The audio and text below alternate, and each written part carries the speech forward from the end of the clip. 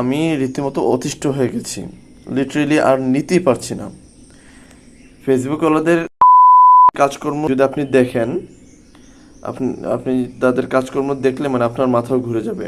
আমরা যারা সাধারণ কন্টেন্ট ক্রিয়েটর যারা আছি, তারা মানে যতই স্ট্রেটভাবে সোজাসাপটাভাবে একদম নিয়ম নীতি গাইডলাইন সব কিছু মেনে একটা কন্টেন্ট আপলোড করি না কেন, তারপর দেখা গেছে যে কোনো না কোনো একটা খুঁত বের করে কোনো না কোনো একটা ভায়োলেশন, একটা কন্টেন্ট বা গ্রাফিক্স ভায়োলেশন বা কপিরাইট এটা সেটা বা ফ্ল্যাগ কন্টেন্ট কিছু একটা ওরা দিবেই। ওদের একটা যে চুলকানি আছে, সেই চুলকানি ওরা একটা লাগাবেই, চুলকানির মলম লাগাই দিবে ডিপ জলের।